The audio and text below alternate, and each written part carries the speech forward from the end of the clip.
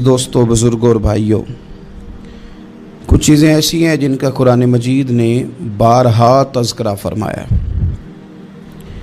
قرآن پاک کسی چیز کا ایک بات بھی ذکر کر دے تو وہ چیز ہمارے لیے دستور حیات اور منشور زندگی بن جاتی ہے۔ لیکن اگر اللہ تبارک و تعالیٰ کسی چیز کا بار بار تذکرہ فرمائے تو معنی یہ ہے کہ اس کی ہمیں بہت ہی زیادہ ضرورت ہے۔ ان چیزوں میں سے ایک چیز صبر ہے۔ قرآن پاک نے 100 سے زیادہ مرتبہ صبر کا تذکرہ فرمایا۔ اتنی بڑی بات کو سمجھیے گا کہ 100 سے زیادہ مرتبہ قرآن پاک نے تذکرہ کیا ہے صبر کا، اور مختلف انداز میں۔ کہیں فرمایا کہ وَبَشِّرِ الصَّابِرِينَ، اے محبوب صبر کرنے والوں کو خوشخبری سنا دیجیے۔ کہیں فرمایا ان اللہ مع الصابرین، بے شک اللہ صبر کرنے والوں کے ساتھ۔ تو مختلف انداز میں، مختلف طریقوں سے اللہ تعالیٰ نے صبر کا تذکرہ فرمایا۔ سوسائٹی کے اندر، معاشرے کے اندر اور مسلمانوں کے اخلاقی رویوں کے اندر اگر صبر کو داخل کر لیا جائے تو ہم محسوس کریں گے کہ ہماری زندگی نہ صرف یہ کہ آسان ہو گئی ہے بلکہ محبتوں والی ہو گئی ہے، چاہتوں والی ہو گئی ہے۔ ہمارے رشتے ایک دوسرے سے ٹوٹ نہیں رہے بلکہ بننا شروع ہو گئے۔ تھوڑا سا صبر بہت ساری چیزوں کو ٹوٹنے سے بچا لیتا ہے۔ قرآن مجید کی جو آیت کریمہ میں نے تلاوت کی، یہ سورہ آل عمران کی آخری آیت ہے۔ اللہ تعالیٰ نے فرمایا یا ایھا الذین آمنوا اصبروا وصابروا، اے ایمان والو صبر کرو، صابر بنو۔ اے ایمان والو صبر کرو اور صابر بنو۔ کیا مطلب؟ پہلے صبر کا مطلب یہ ہے کہ اگر تمہیں کوئی ذاتی تکلیف پہنچے تو اس پر صبر کرو۔ وصابروا، اس کا معنی یہ ہے کہ اگر دشمن کے مقابلے میں کسی اور کی طرف سے کوئی تکلیف آئے تو اس پر بھی صبر کرو۔ پھر فرمایا ورابطوا، اور ہمیشہ کمر بستہ رہو، اسلامی سرحدوں کے پہرے دار رہو۔ واتقوا اللہ، اللہ سے ڈرتے رہو۔ لعلکم تفلحون، اس امید پر کہ اللہ تمہیں کامیابی عطا فرما دے، تم فلاح پا جاؤ۔ یا ایھا الذین آمنوا اصبروا وصابروا، اے ایمان والو صبر کرو اور صابر بنو۔ صبر کرو، صابر رہو، یعنی جو ذاتی تکلیف آئے اس پر بھی صبر کرو۔ اور مصابرہ کا معنی سامنے سے آنے والی تکلیف، اگر بیماری آ گئی، کوئی پریشانی آ گئی، کہیں کوئی اپنا دنیا سے چلا گیا تو یہ ذاتی تکلیف ہے، اس پر بھی صبر کرنا۔ اور اگر اپنوں نے، بیگانوں نے کوئی تکلیف پہنچا دی، کوئی اذیت دے دی، وہ اذیت کئی صورتوں میں ہو سکتی ہے۔ تانا بھی ایک اذیت ہے، طنز بھی ایک اذیت ہے، کسی شخص کے بارے میں غلط کلمہ کہنا بھی ایک اذیت ہے، اور مقابلے میں کھڑے ہو جانا، لڑائی کرنا، یہ بھی ایک اذیت ہے۔ اس پر بھی صبر کرو۔ ورابطوا، اور اس طرح کرو کہ کمر بستہ رہو، جد و جہد کرتے رہو۔ واتقوا اللہ، اللہ سے ڈرو۔ لعلکم تفلحون، تاکہ تم کامیاب ہو جاؤ۔ صبر جب آپ کرتے ہیں نا اور صبر کا ارادہ کرتے ہیں تو اللہ تعالیٰ صبر کی توفیق بھی عطا فرماتا ہے۔ ہم نے یہ دیکھا ہے کہ ہمارے پاس نعمتوں کی کمی نہیں، ہمارے فریزر خوراک سے بھرے ہوئے ہیں، ہمارے دسترخوانوں پہ انواع و اقسام کی چیزیں چنی ہوئی ہیں، ہماری الماریوں میں کئی ہمارے لباس تیار شدہ لٹکے ہوئے ہیں، ہماری جیبوں میں ہماری ضرورت کا سرمایہ اللہ نے ہمیں دے دیا ہے۔ لیکن اس کے باوجود جو لوگ ایک دوسرے سے پیار نہیں کر پا رہے، جو ایک دوسرے کے قریب نہیں جا پا رہے، تو اس کی وجہ یہ ہے کہ صبر نہیں رہا، حوصلہ نہیں رہا، کسی چیز کو برداشت کرنا ہمارے مزاج کا حصہ ہی نہیں رہا۔ اور پھر چونکہ امت مسلمہ نے انقلاب برپا کرنا تھا، دنیا کو پیغام حق دینا تھا، اگر ان کے اندر حوصلہ ہی نہیں ہوگا، اگر انہیں صبر ہی نہیں کرنا آئے گا، استقامت ہی نہیں ہوگی، کہیں رکنا ہی نہیں آئے گا، تو یہ میدانوں کو سر کیسے کریں گے؟ کامیابیاں کیسے ان کا مقدر بنے گی؟ رمضان المبارک میں بھی ماحول یہ ہو کہ افطاری سے 1 گھنٹہ پہلے نظر پوری ٹک جائے گھڑی پہ، اور تھوڑا سا بھی صبر مشکل ہو، اور رمضان المبارک میں سحری کے وقت میں اگر دہی والی دکان پہ بھی جھگڑا ہی ہو رہا ہو، اور شام کو سامان خریدنے میں بھی اگر بحث ہی ہو رہی ہو، تکرار ہو، جھگڑا ہو، تو پھر سیکھا کیا؟ پھر وہ جو ہمیں تربیت دی جا رہی تھی کہ ہم نے صبر کرنا ہے، تو پھر ہم نے اس میں حاصل کیا کیا؟ حدیث پاک سنیں گے، آپ کی طبیعت بڑی ٹھنڈی ہوگی۔ میرے نبی پاک صلی اللہ تعالیٰ علیہ وسلم ارشاد فرماتے ہیں کہ جو بندہ سوال سے بچنا چاہے گا، ارادہ کرے گا اللہ میں نے کسی سے نہیں مانگنا، فرمایا جو سوال سے بچنا چاہے گا رب اسے سوال سے بچا لے گا، اور جو لوگوں سے بے نیاز ہونا چاہے گا، کہے گا یا اللہ مجھے دنیا داروں کا محتاج نہ بنا، اپنی بارگاہ سے عطا فرما۔ جو لوگوں سے بے نیاز ہونا چاہے گا اللہ لوگوں سے بے نیاز کر دے گا، اور فرمایا جو صبر کا ارادہ کرے گا اللہ اسے صبر کی توفیق بھی عطا فرما دے گا۔ ارادہ تو کرے، پروگرام تو بنائے، توفیق تو اللہ دے گا۔ جو صبر کا ارادہ کرے گا اللہ صبر کی توفیق بھی عطا کر دے گا۔ اور حضور صلی اللہ تعالیٰ علیہ وسلم فرمانے لگے، یاد رکھو کسی بندے کو جو بہترین تحفہ دیا گیا ہے نا، اگر کسی کو کوئی بہترین عطیہ ملا ہے تو پھر اللہ تعالیٰ نے اسے صبر عطا فرمایا ہے۔ یہ بہترین تحفہ ہے، اس سے زندگی سنور جاتی ہے، اس سے انسان باوقار اور مطمئن ہو جاتا ہے، اس سے اس کے شب و روز آسانی سے بیتتے ہیں، وہ دنیا کی پک ڈنڈیوں سے آسانی سے گزر کے اللہ کی بارگاہ عالی مرتبت میں سرخرو ہو کر حاضر ہو جاتا ہے۔ لیکن اگر بے حوصلہ ہو، صبر نہ ہو، پھر نقصان روز بروز بڑھتا ہے۔ اور پھر میرے رسول پاک صلی اللہ تعالیٰ علیہ وسلم ارشاد فرماتے ہیں کہ اصل بات یہ ہے کہ اللہ تعالیٰ نہ کسی بندے کا درجہ بلند کرنے کا ارادہ فرماتا ہے، لیکن اس کے اعمال اس طرح کے نہیں ہوتے کہ اس کا درجہ بلند کیا جائے۔ اب رب کیا کرتا ہے، اللہ تعالیٰ اس کو مال کی، جان کی، اولاد کی کسی مشکل میں ڈال دیتا ہے، اس مصیبت پر وہ بندہ صبر کرتا ہے تو اللہ تعالیٰ اس کا درجہ بلند فرما دیتا ہے۔ اعمال اس قابل نہیں تھے کہ درجات بلند ہوں، وہ اعمال کی بنیاد پر نہیں کر سکتا تھا تو اللہ نے کسی مشکل میں ڈال کے نا اپنے فضل سے درجہ بلند کر دیا۔ اب جو راہ طریقت کا مسافر تھا، جو سلوک کی منازل طے کر رہا تھا، جو اللہ رسول کے قریب جانے چاہ رہا تھا، اس کے لیے کتنی آسانی ہو گئی کہ مجاہدہ تو زیادہ نہ کر سکا، کثرت سے نفلی صوم و صلات کا بندوبست تو نہ کر سکا، تھوڑا سا صبر کیا، رب نے اپنا اور اپنے محبوب کا قرب عطا فرما دیا۔ تو یہ تو آپ صبر کرنے کے لیے جب نکلے ہیں تو آپ نے تو رب رسول کو پا لیا ہے۔ یہ صبر تو وہ والا سفر ہے جس کی جو منزل ہے وہ اللہ رسول کا قرب ہے۔ ہم لوگ تھوڑی تھوڑی باتوں میں حوصلہ ہار جاتے ہیں، صبر چھوڑ جاتے ہیں، پریشانی بڑھ جاتی ہے، پتہ نہیں ایسے محسوس ہوتا ہے کہ جیسے یہی بندہ دنیا کا سب سے دکھی بندہ ہے۔ تو ایک تو یہ کہ ذاتی حیثیت سے صبر کرے، ایک یہ کہ پھر دشمن کا جب مقابلہ ہو، آمن نصبرو و صابرو، آپ کا جب مقابلہ سامنے کسی کے ساتھ ہو تو پھر تیر، تلواریں، اسلحہ، بندوقیں یہ نہیں زیادہ لڑتی، میدانوں میں حوصلے لڑتے ہیں، میدانوں میں صبر لڑتا ہے، میدانوں کے اندر توانائیاں لڑتی ہیں۔ میدان کربلا کے اندر کوئی مقابلہ نہیں تھا تیر کا تیر کے ساتھ، تلوار کا تلوار کے ساتھ کوئی مقابلہ نہیں تھا۔ میدان کربلا کے اندر ظلم کا صبر سے مقابلہ تھا، فتح کے ڈنکے یزید نے بجائے تھے، جشن ابن زیاد نے منایا تھا، لیکن قیامت تک اللہ نے جو فتح عطا فرمائی ہے تو وہ حسین ابن علی کے صبر کو عطا فرمائی، وہ سیدنا امام علی مقام کے صبر کو ملی۔ عزیز بھائی، صبر ہی ہمیشہ فاتح ہوتا ہے، صبر ہی جیتا کرتا ہے، صبر ہی کامیابیاں دیتا ہے، نتیجے صبر کے نکلتے ہیں، صبر کے حوصلے کے نتیجے ہوتے ہیں۔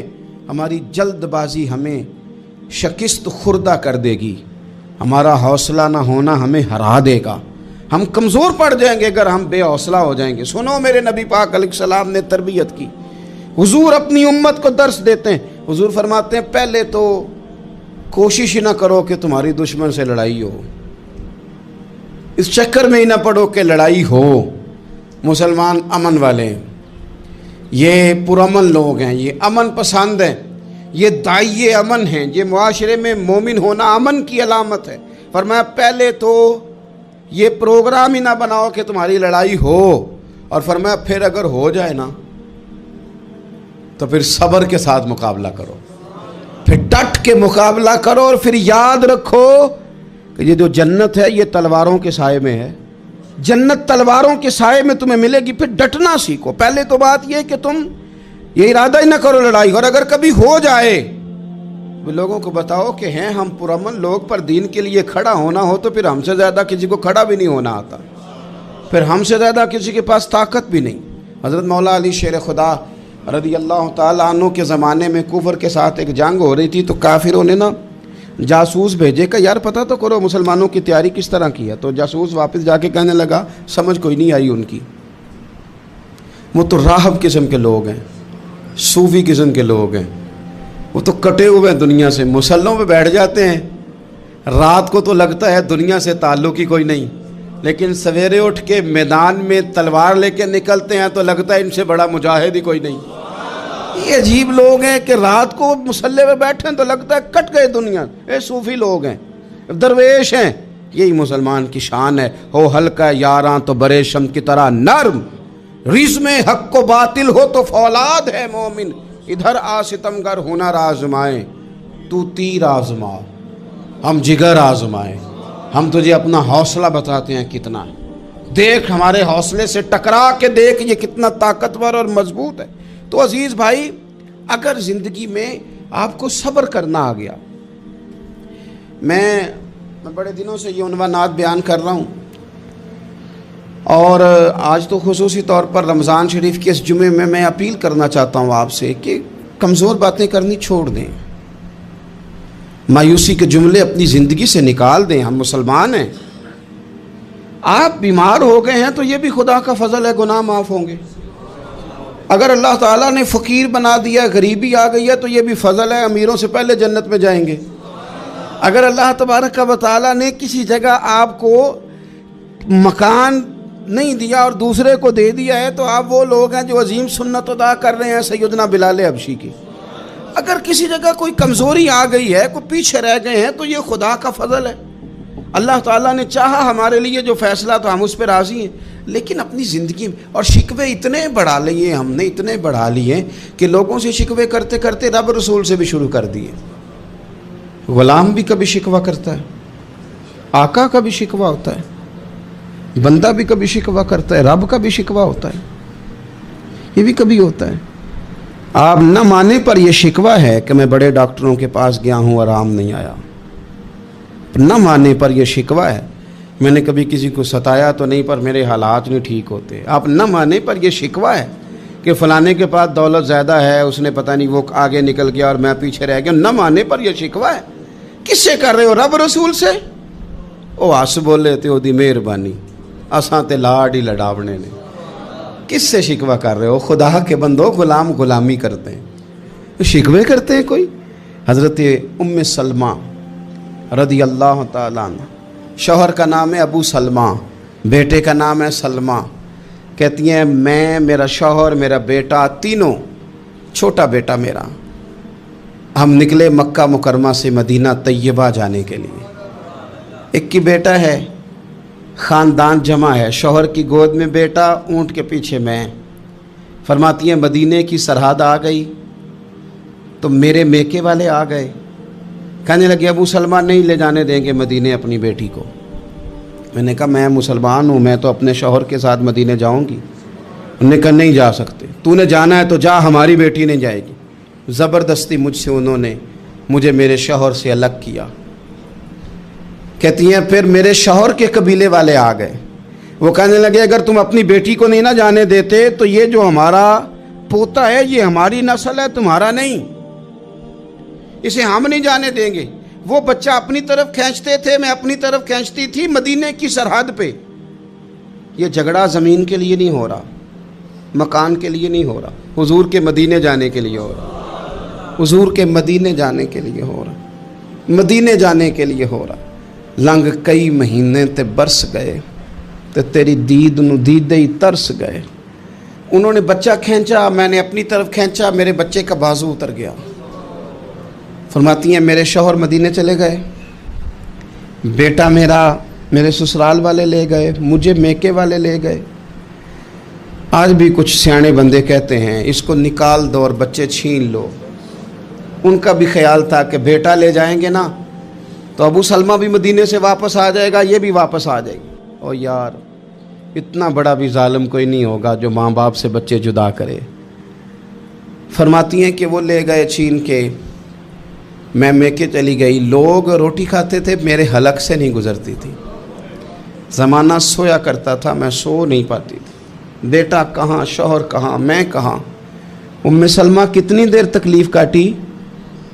جناب ام سلمہ کہنے لگی لوگوں 1-2 دن نہیں، پورا سال بیت گیا، پورا سال، پر جے سونا ہی میرے دکھ وچ راضی، جے سونا ہی مارو مارو مینو مار مکاؤ، میں کوئی عذر نہ پیش لے آواں، او جے سونا ہی میرے دکھ وچ راضی، پھر سکھ نو چلے ڈاواں۔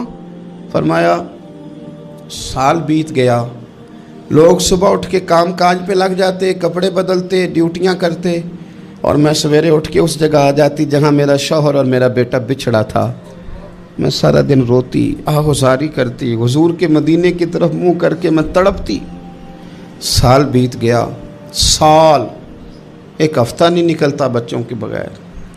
بڑے بڑے سیانے لوگ پردیس جاتے ہیں تو بچوں کی فوٹو دیکھ دیکھ کے روتے ہیں، لیکن کہتی ہیں ماں تھی، بیٹا بچھڑا اور پھر بیٹا بیمار ہو اور ماں سے جدا ہو، کتنی تکلیف کا منظر ہے۔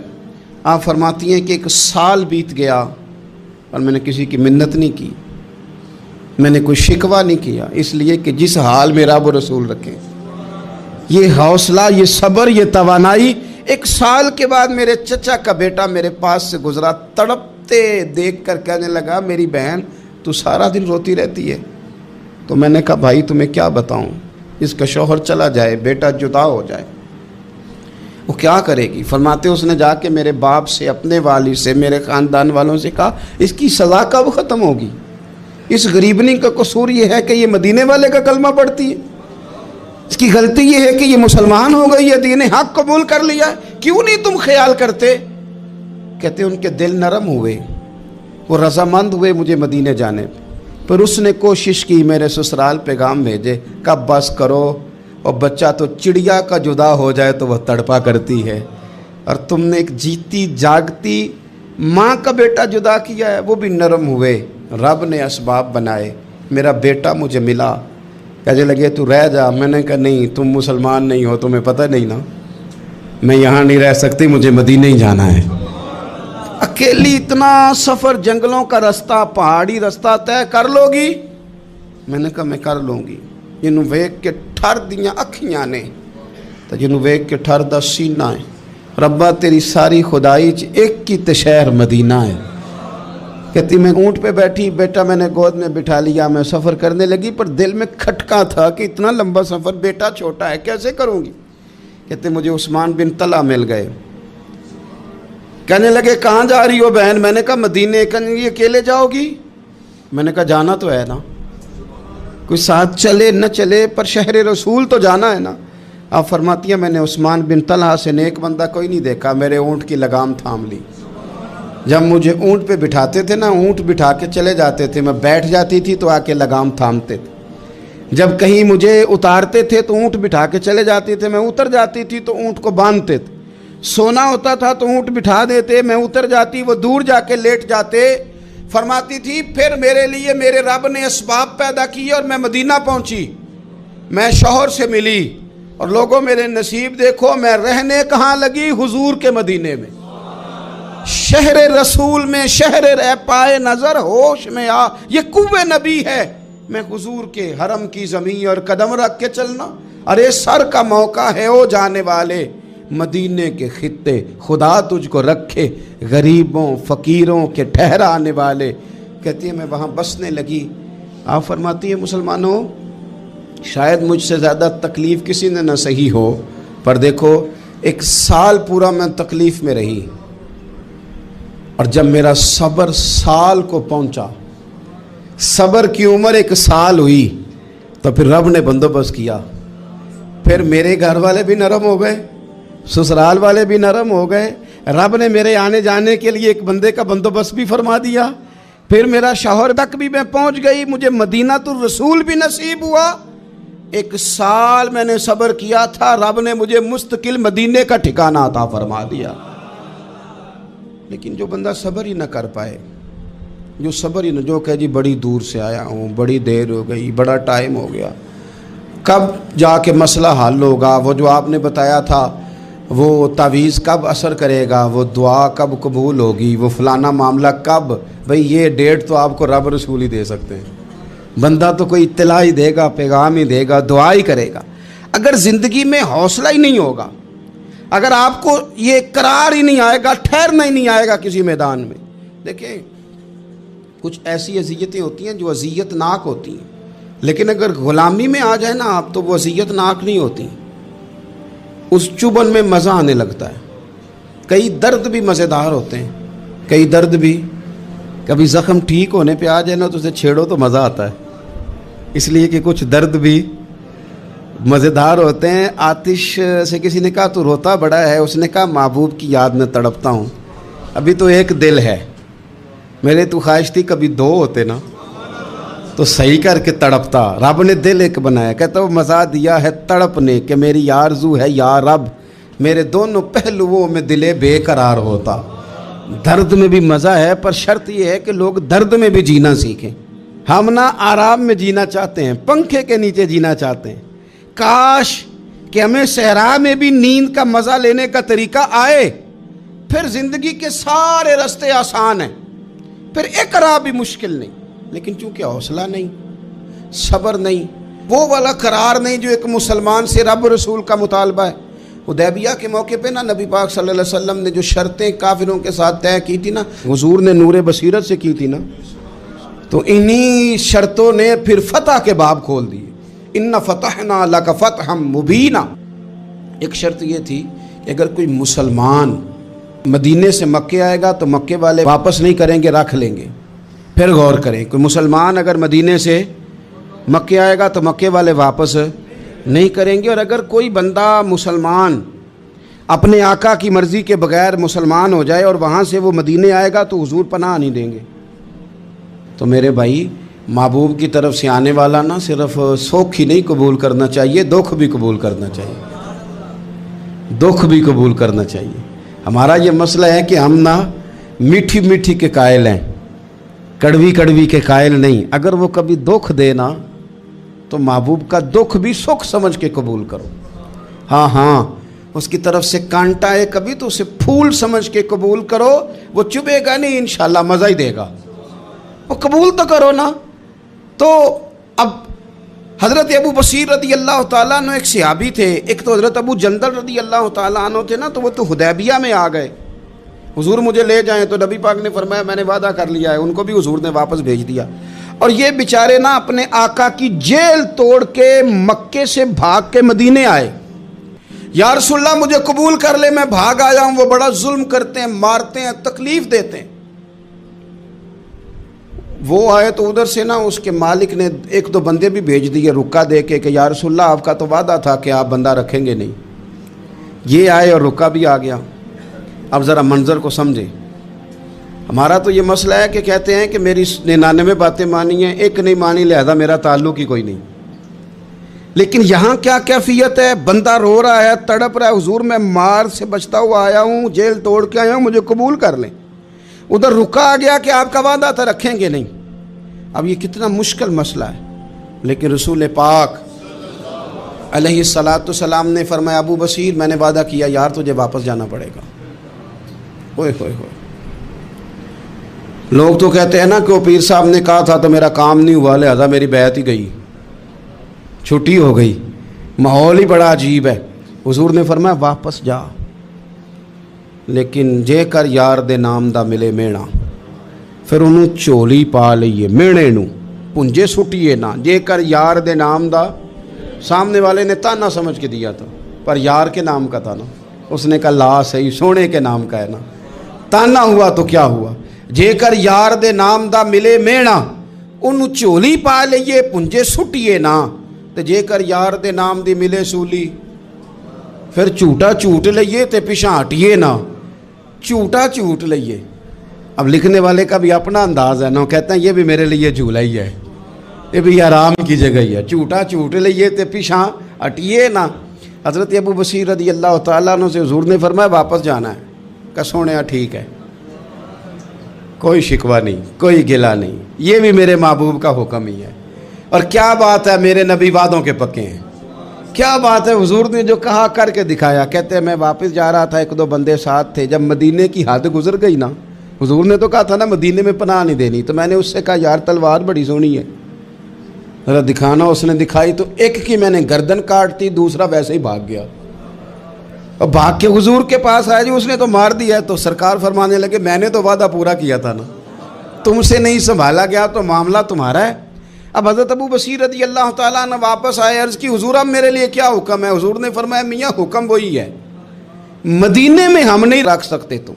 मदीने में सहाबा थे ना, हुजूर की बातों से खुशबू लेते थे, मदीने में नहीं रख सकते।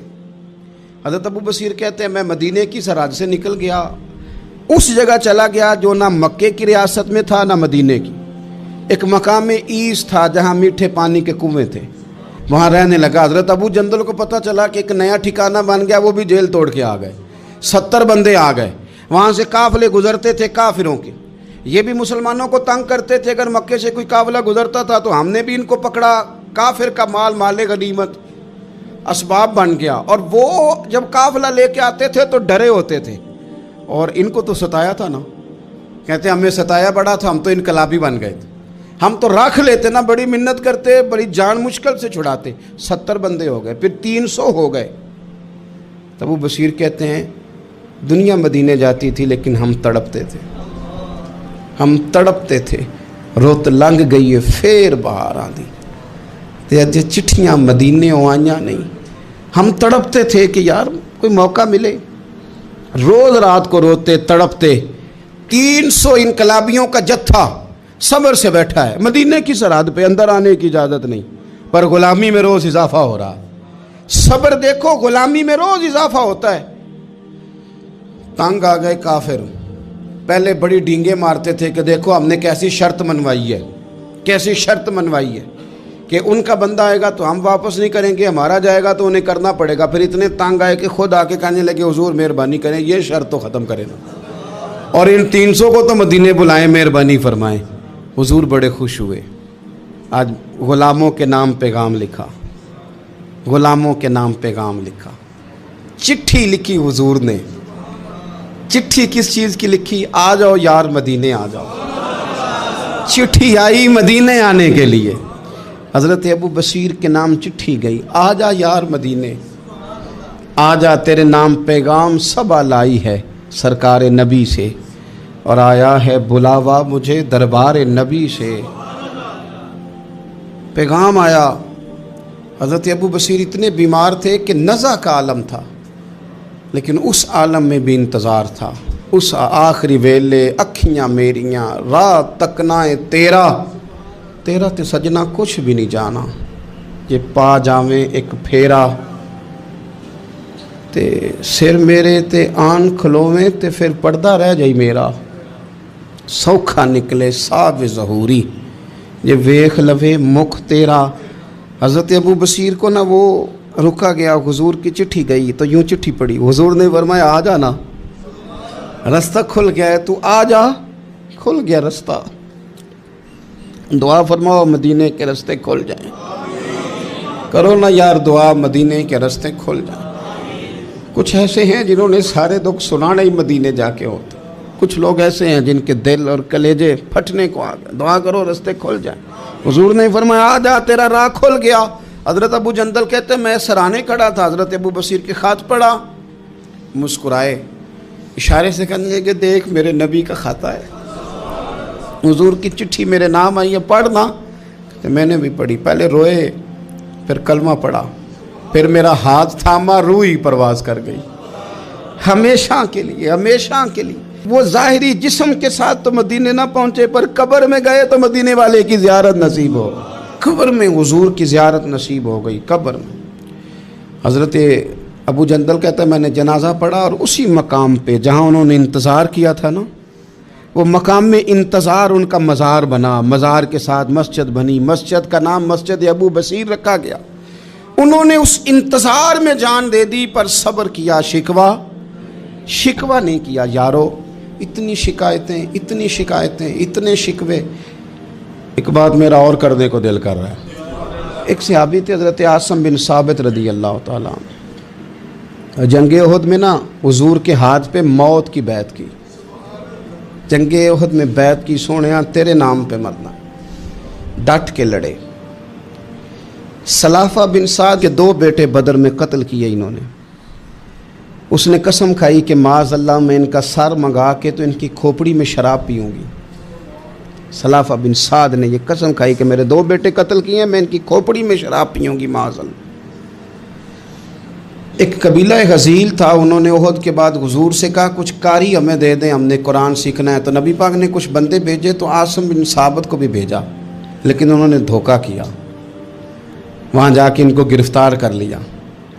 جب گرفتار کر کے مکے والوں کے ہاتھ بیچنے لگے تو حضرت عاصم بن ثابت نے تلوار نکال لی، فرمانے لگے میں کافر کا قیدی ہو کے جینے سے بہتر ہے شہادت کی موت مر جاؤں۔